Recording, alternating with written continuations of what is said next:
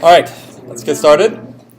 So last time we started talking a little bit about semaphores, and I think we'll spend a lot more time on semaphores today. They're a really powerful abstraction, and we'll try to construct all sorts of other synchronization primitives out of that. One of them being barriers. Jake, who isn't here, pointed out that barriers are not available in OS X. Just so happens that the pthreads implementation doesn't have barriers. So we'll have to figure out how to make a barrier on our own.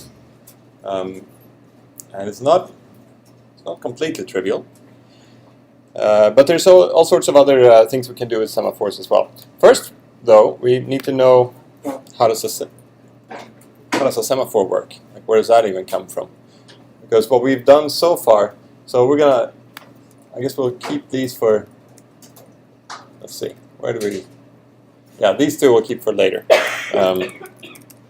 So the only atomic read, update, write kind of operations that we've looked at from the CPU point of view is test and set and this swap. All right, so using those we can implement a binary semaphore, like a 0-1 kind of semaphore.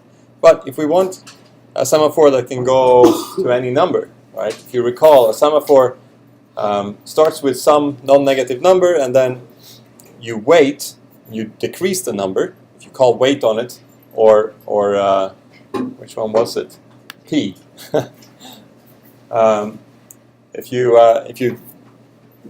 If you wait on a semaphore, the number goes down. If you signal the semaphore, the number goes up. All right, so that can be any number now. If it's a binary semaphore, we only go up to 1. So how do we make a counting semaphore from a binary semaphore? That's our first problem. Yeah. Well, we should stick with the two. Actually, I shouldn't even say post here. Signal is what is used in most places. So we'll stick with signal for the. If you look in the literature, it's wait and signal. Most sometimes you see wait and post. P, Dijkstra came up with the first, the P and V. Those are so confusing that I prefer not to use those. Maybe it's a good idea to not use post, but use signal instead because of the P here. So, right, P because that sounds like post. So let's just change that up. I think in Linux it's called post, and that's just to make things even more confusing. So. Okay, so we want a counting semaphore. The reason we're not going with increment and decrement is just so that we can be compatible with everyone else to the largest extent we can, rather than come up with yet another way to call it. And of course, it doesn't just decrement, right? So when you when you wait on a semaphore that's 0, then you're just stuck, and then it's going to block forever. So it's not quite like just a decrement. But then you're not waiting if it's not 0. So anyway, so the first thing we want to figure out here is how do we make a counting semaphore out of a binary semaphore. So basically we have mutexes and perhaps our condition variables if we want. It can go from 1 to 0 or from 0 to 1, right? And now we want to be able to go up to any number. So let's figure that one out. So again, it's going to be an implementation of wait and an implementation of signal. Right, but these are for counting semaphores. Let's see.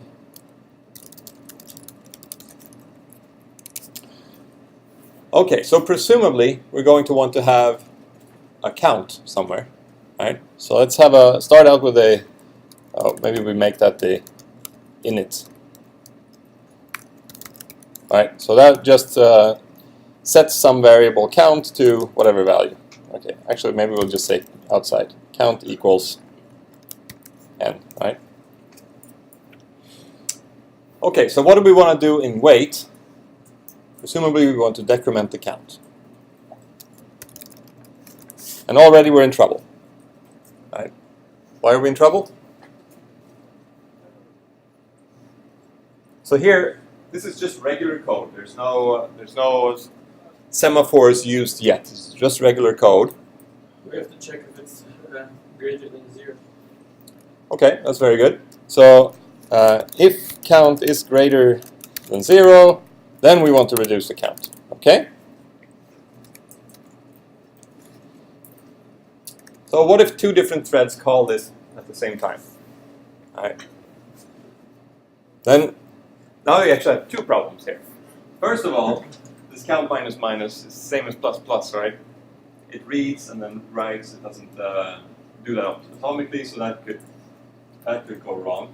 And now we're actually reading it before that too, checking, and so the count could be about 0, and then we minus minus twice. Two different threads do it at the same time. So now we're suddenly at a negative number, and that's not allowed for semaphores. Okay. Ideas? We get a bitwise operation instead. Make a bitwise operation instead. That doesn't help, does it?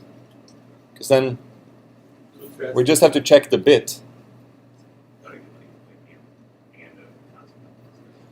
Well, so we have our binary semaphores. Right?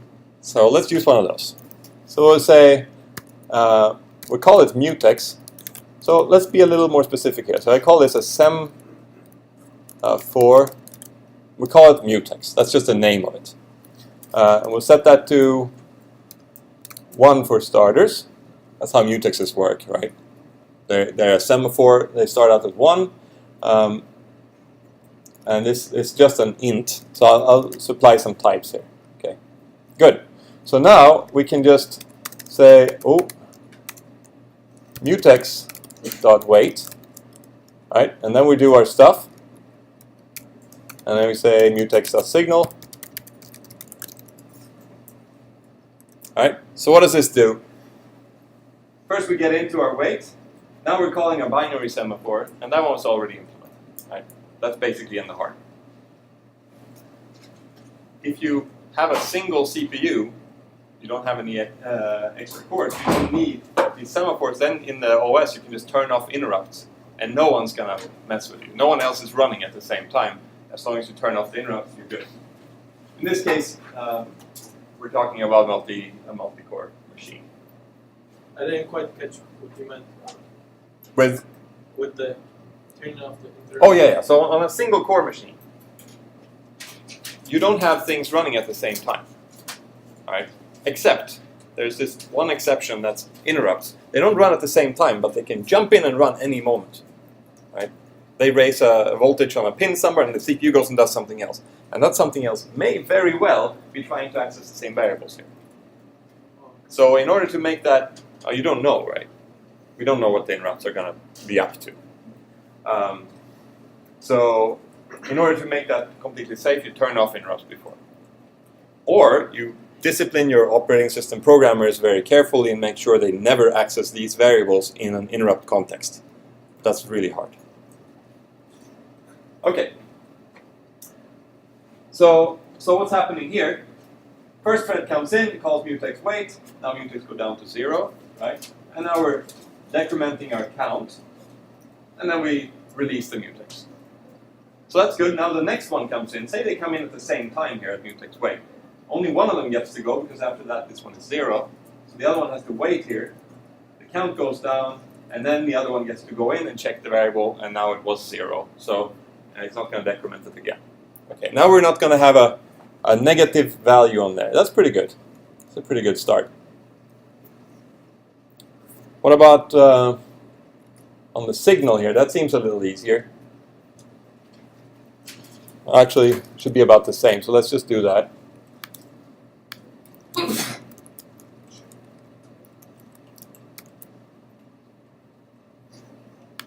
So here we say count plus plus, and we don't need to check this. Okay, why am I using the mutex here? Oh, it's weird. These two threads can increment at the same time. Exactly, or it could be decrementing, right? You could have another operation decrementing while you're incrementing, and that's also going to be screwy. Yeah. Does this have a lock? This is a lot. It doesn't. I mean, It So these are locks. Okay. Right? That's exactly how locks are implemented. Okay. So mutex in pthreads. Well, I'm not sure about the pthreads mutex, but at least in principle, you implement all of the various synchronization primitives using semaphores. Why is that a good idea, by the way? Why not just implement everything with the hardware registers? Why don't we want to put stuff like messing with these weights and signals? Why don't we just use these hardware instructions right away? Implement the barrier using the hardware instructions some clever way rather than going through a semaphore. It's not all hardware can be implemented. That's a good point, yeah. So semaphores can be implemented anywhere. And so now if you implement a barrier, let's say using semaphores, it'll be available on all sorts of different hardware. That's a very good point. Another good reason is that these things are damn hard to implement right. So every one of these things is tricky, right? So semaphores at least take care of the hardware part. And if they are enough for us to be able to implement everything else, well, we should use that because at least they're not going to be broken. If we start messing with our swap registers, with our swap instructions when we try to make a barrier, which you very well could, then most likely we're going to screw up. Better to not have to worry about that. Okay, so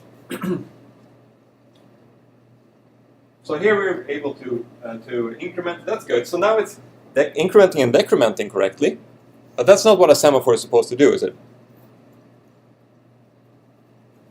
Right? They're supposed to increment and decrement, but then what if this reaches 0? Then what?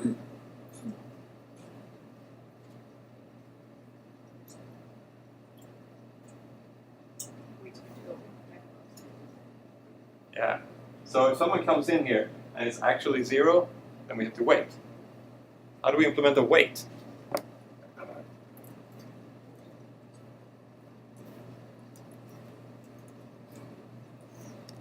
Well, we'll have to stick with another semaphore. We call it wait. So this one starts at 0. So here we say if else wait dot wait. Maybe I should call it delay. Maybe delay is better.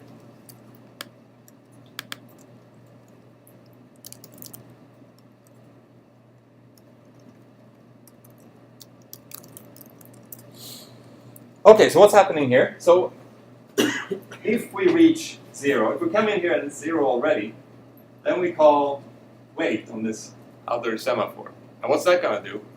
It's just going to wait until it goes up to 1, right? It doesn't have any counts. It doesn't care about how many are waiting.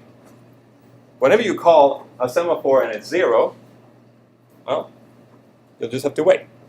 Okay, so we're able to wait. That's pretty good. Anything missing? Same with the signals. Yeah, when do we want to signal it?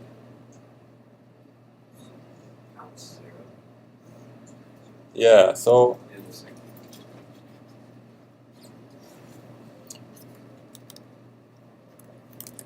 here, if count happened to be 0,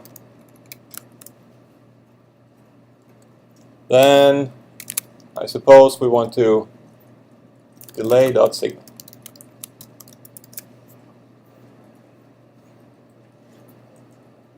Right? So now we're waking up whoever's waiting over here. Wait, what? That's not what we want to do. If count is equal to 0,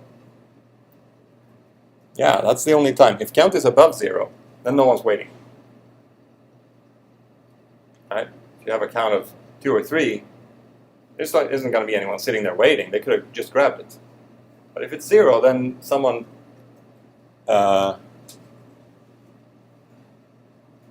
presumably they're waiting. Okay.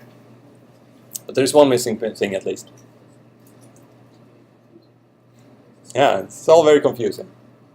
So now we're actually incrementing the count here. This jumped by here, said, okay, our count is 0, so we're not going to decrement it, but we're incrementing it here. So I think we need to put an else.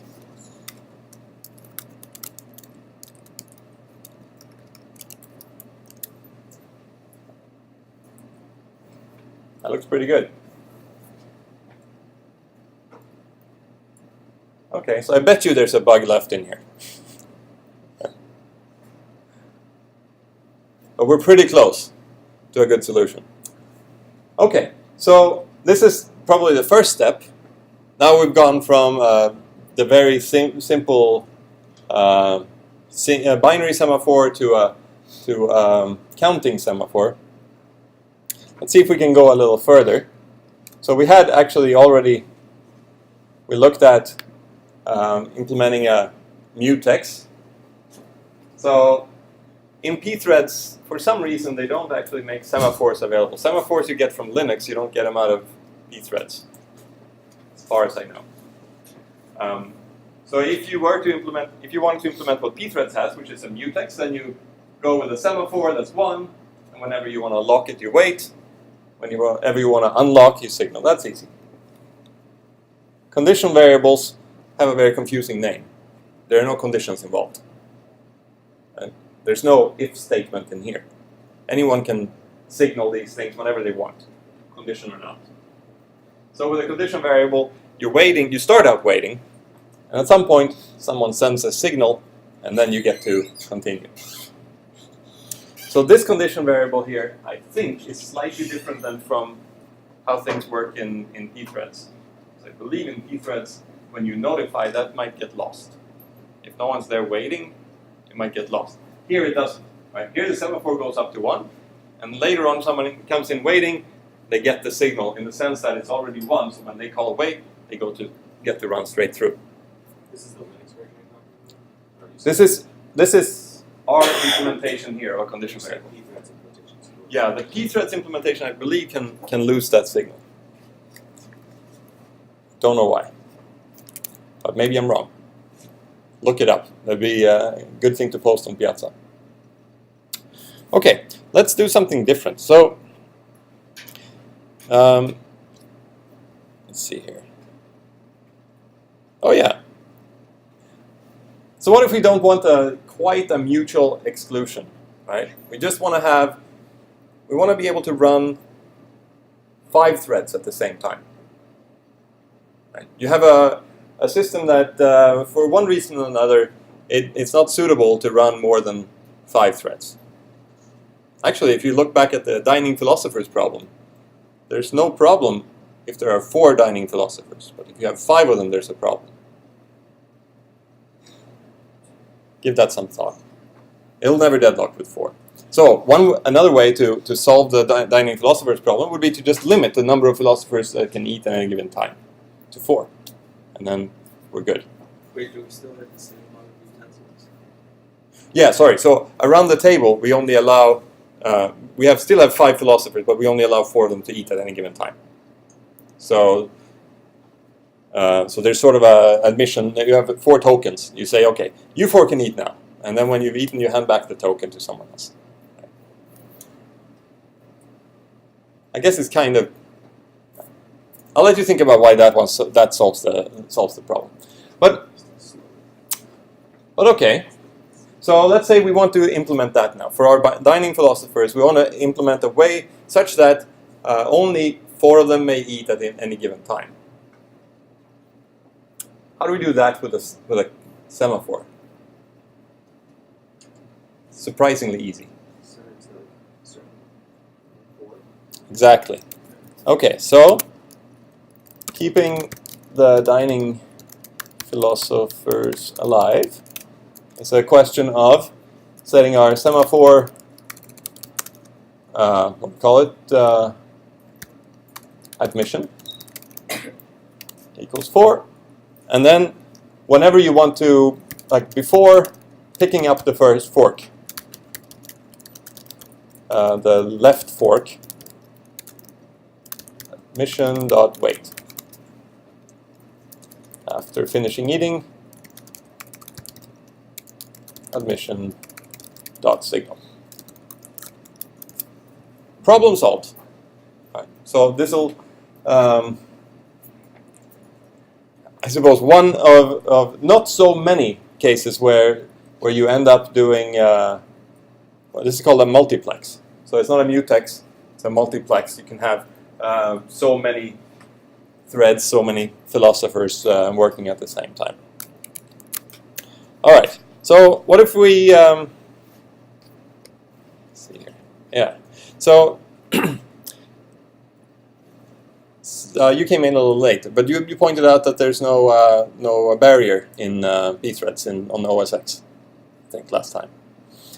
Was that you? Yeah. Maybe not. Oh, was it you? Oh, well, sorry. Yeah.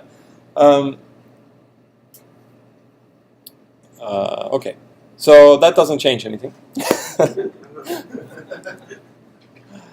Now we need to think about how do we get a barrier going if there is no barrier. Let's start with something a little more simple. So let's say we have two threads. Let's see here. This is a very strange feature of Outliner. Okay, so we have thread A that does this operation A1, and then there's like wait here, and then operation A2.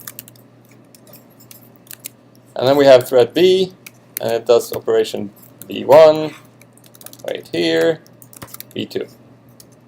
Okay, so remember, there are no barriers here. All we have are our semaphores. So the idea here is we want A1 and B1 to be able to run concurrently. And then we get to the wait here line, then they should just hold for each other. So we call this a rendezvous.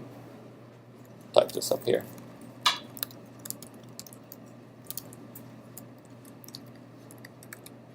Actually, go like that. Okay, so we have two threads and we want them to rendezvous, to get together at the wait here before they continue executing their A2 and B2. So all we need to do is put in some semaphore operations here, maybe some counts possibly. Right. You shouldn't need it. And then let me get started. So we'll say I'm going to make a semaphore A and a equals, okay, I don't know what to make him equal yet. Make him 0. B equals 0. Okay, and then I'll say here A dot wait, B dot wait. What do you think? So you can signal. Yeah, so we're just waiting. This is a deadlock already. It's not going anywhere. We need something more. What? Some sort of count, waiting. You have to put the count and wait. You want to have a count, but then we need to have a lock around the count. Yeah. Couldn't we just initialize the semaphore to B2 and then let it go? It's the the problem is semaphores go the exact opposite way. Right? When it's 0, they stop, and now we want them. Yeah. Oh, signal instead?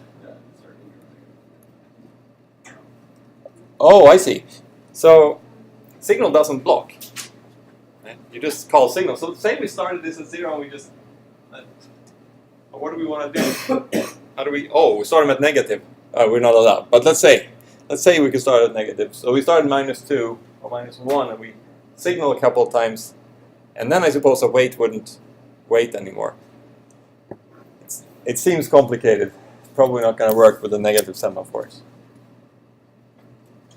Is there a very simple solution? There's a very simple solution, yeah.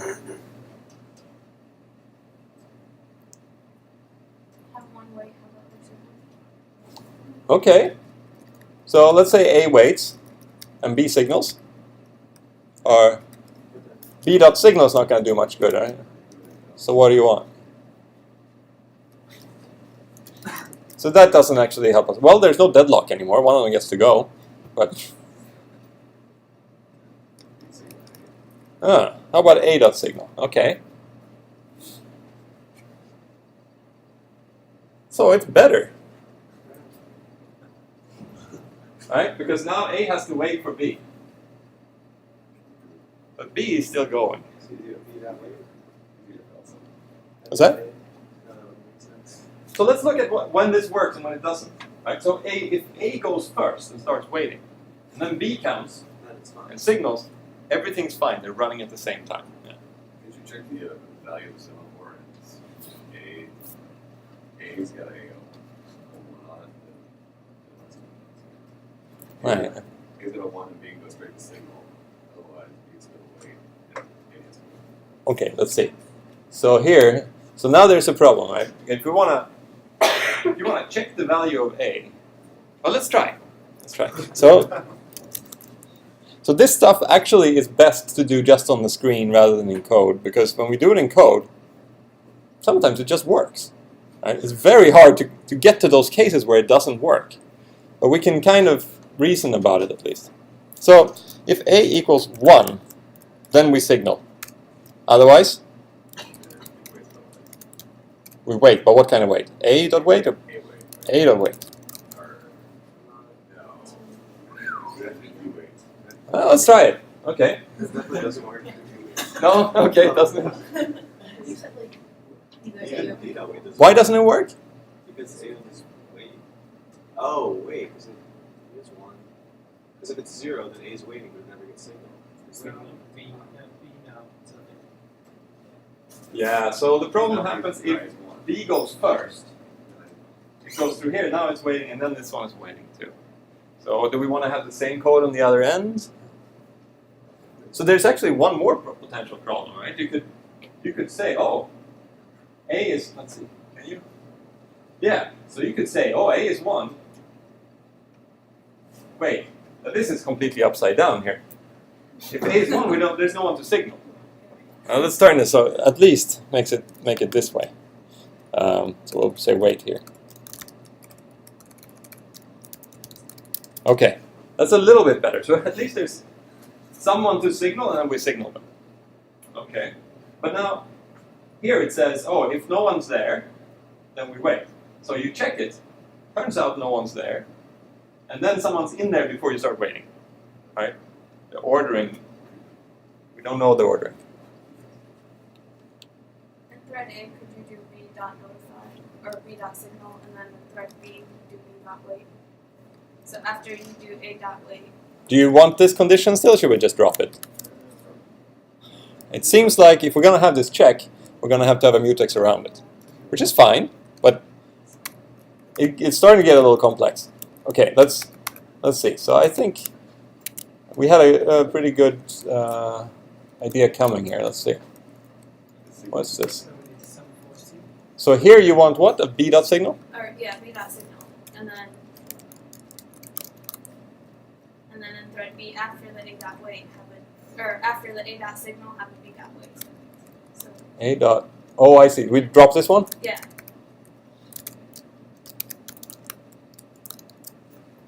Okay. Let's see. What do we think? If it goes to the thread B first, then it signals, and then A just waits until it signal.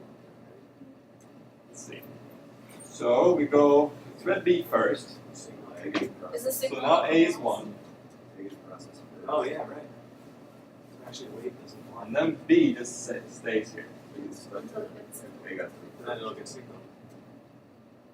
But then A comes, and then can it go straight through, and then it signals. Okay. So in the first 2 lines here, we're enforcing that A has to wait for B. Right?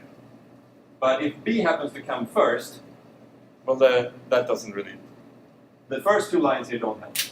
On the other hand, if B comes first, the second pair of lines here, make sure that B has to wait for A. And because we're not losing these signals, we're actually in pretty good shape. This is an excellent solution.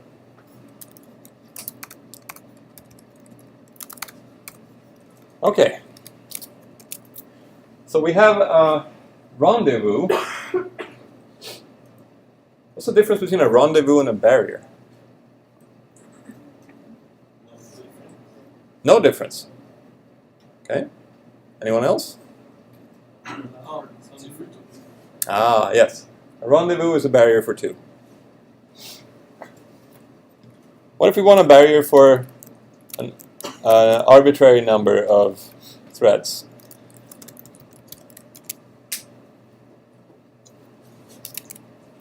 So now we somehow need to generalize this stuff, right?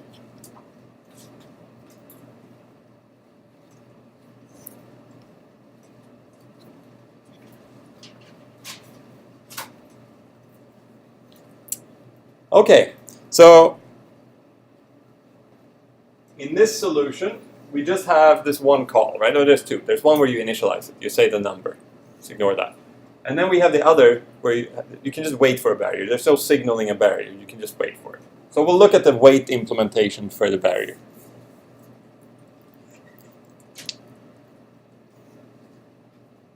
And so we probably don't want to have a semaphore for everyone that's listening. Right? Or for everyone that's involved in this barrier. That's going to get really hairy. In fact, I don't even know if you can do it. With all this signal wait. If you have 3 of them, I don't know how you're going to get that to work. Oh, we need to do something different. Any thoughts?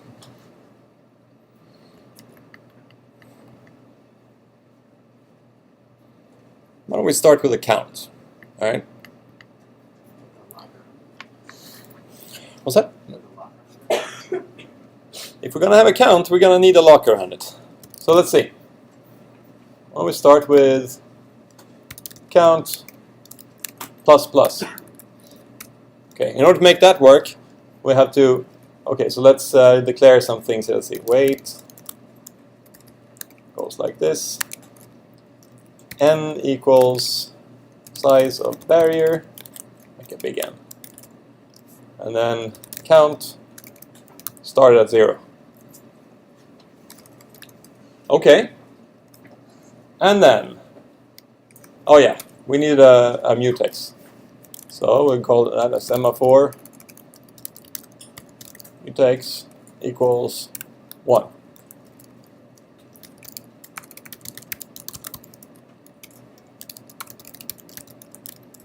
Oh, and by the way, about the midterm on Friday, we're not doing this on the midterm. We'll have everything up to 10.2, which is the events and select, and of course we'll have threads, fork and processes, that sort of thing. But p-threads and everything that's in the elevator code and so on, that'll have to wait until the final. We haven't spent enough time on this. What's that? That might very well be right. Very good. Okay, 12.2. Sorry about that. So it's 12.1 and 12.2 are included. Anything after 12.2 is for the final. What about the hard drive stuff that we did for one day? The what? The hard drive stuff. What was it? Like the arms. Oh, just to understand latencies and that sort of thing. There was something else that we did with that. We didn't do anything about the ARM, except we're saying, oh, okay, it takes a long time. Anyway, yes. So I think I'll probably sneak in a question about something that has to do with sort of a back-on-the-envelope calculation. How long does it take, or what's faster, what's slower? What's a billion times faster than the other one? Right? Don't get it wrong. You're gonna publicly yeah. Publicly humiliate everyone. I'll scan that shit and put it on the website. Okay. No, I won't. I'm not allowed. Else you would. Otherwise, I would. Okay, so this is not much of a barrier so far.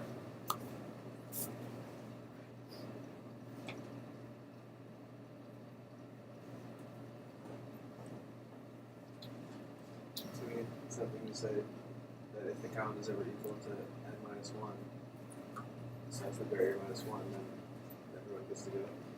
Although we already counted it up here, so we can say if it's equal to n. Close. Okay, so we need something to say yes.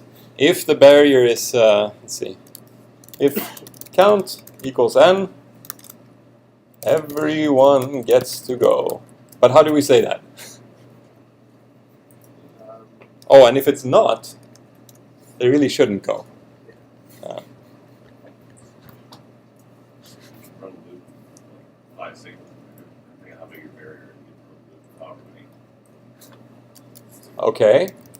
For what? Oh, we signal everyone. I see. Right. Or is for one, however many signals. So we'll say repeat n. Oh, there should be a capital. Signal what exactly? Who are we gonna signal? Mutex signal? Oh, by the way, should this be inside or outside? Oh. Okay, I'll leave it where it is for now. Okay. Okay, signal something so far. So maybe we should first make sure that they don't just run through this barrier.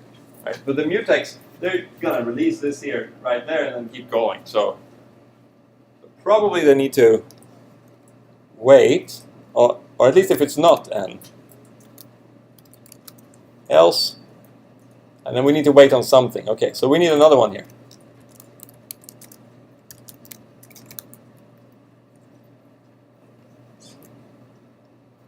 So this is a tricky one.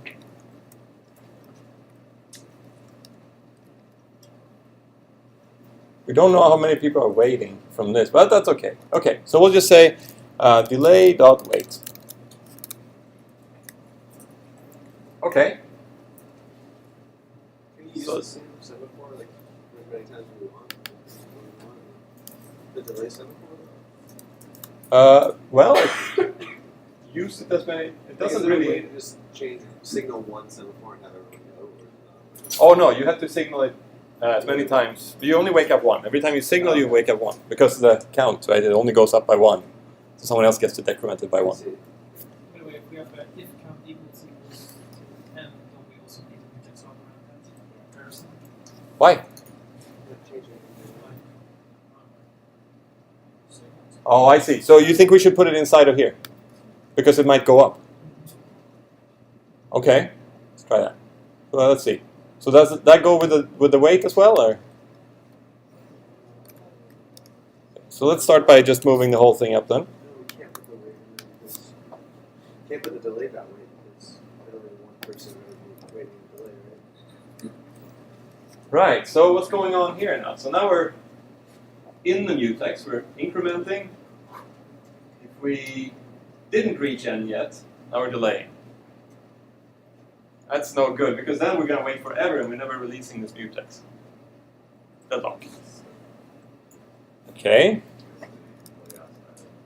You want to move the delay outside? Put it here?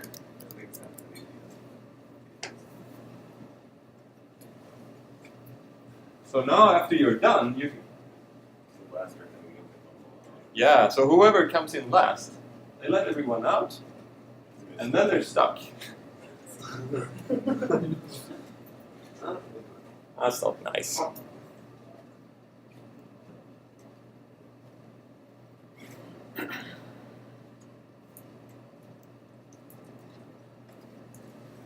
Is the checking the count, is that going to be an issue? Is this going to be an issue? Oh, you mean does it need to be inside the mutex? Well, let's think about that. So what could happen? If count was lower than n, let's move it down again. If count is lower than n when we check, it's lower than n, and we're waiting.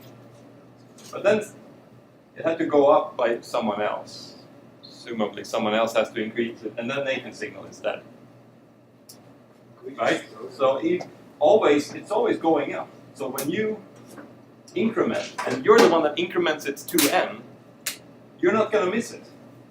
I mean, no one else is going to change it. It'll never go over n, because there's only that many. Okay, if you have a buggy program, and you have n plus 1 threads waiting on the barrier, things might get screwy. Maybe we should say greater than or equal to be nice to the buggy programs. But let's not for now. Okay, so let's see, is this going to work out? So I don't think we need to have it inside of the mutex. I think we're good with that. Because it just cannot go above, and it's not going to go down again. So once you reach that, you're stuck. You're going to get that. Could we have 2 different threads doing the signaling, though?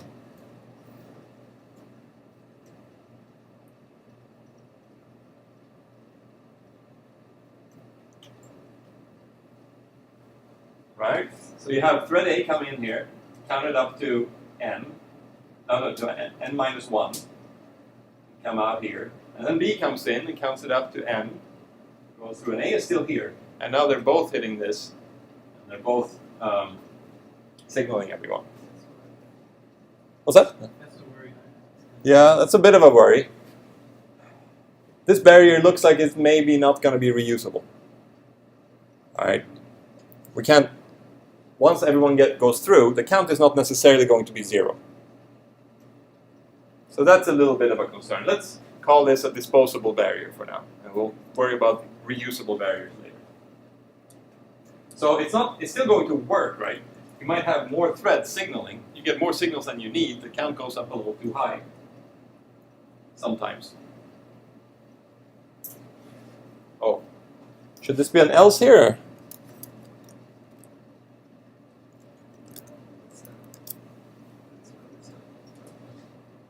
Are we good now?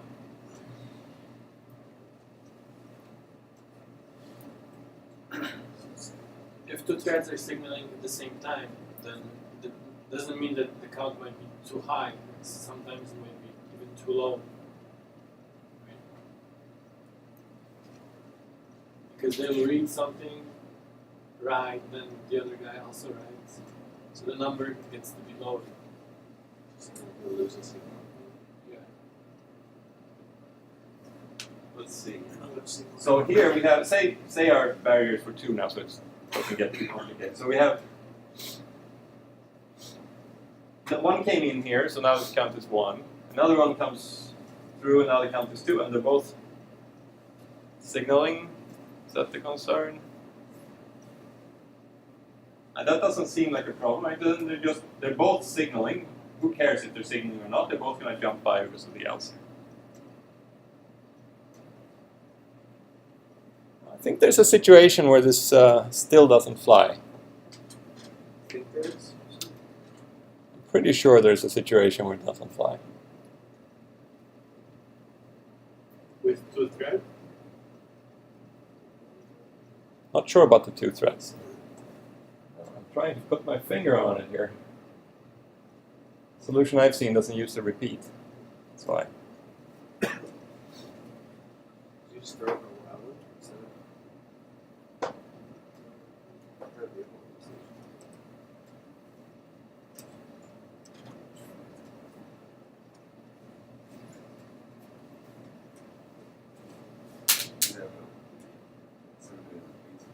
You just have a wild count is not equal to n. You just have everyone sit there and go through it. So it's equal to n, then everyone gets to go past. Oh, instead of the delay. Yeah.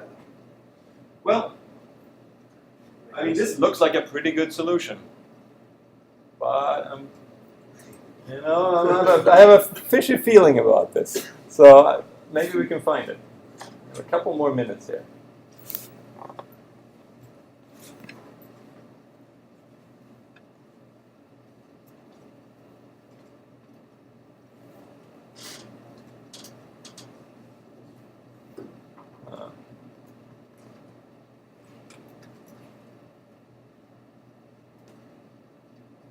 Well, it may not be a problem.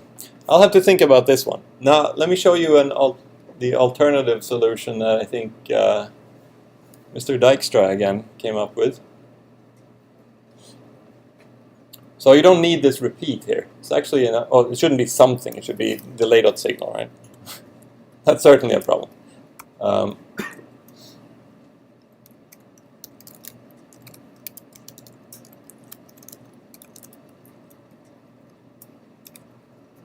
Okay, get rid of that junk here.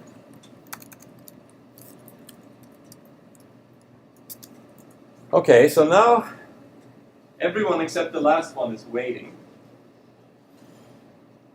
But then the last one wakes up one of them. So we can fix the rest of it by saying delay the signal there, right? So now the last guy in, he signals the next one, who then signals the next one, and so on. In fact, we can do even better. If we want this to be reusable, I think if we get rid of this, so now the last guy in, he signals and then he starts waiting. But whoever, among the other ones, whoever is last to wake up, is going to wake him up with the signal. So we actually, is it reusable? No, we get one extra signal, don't we?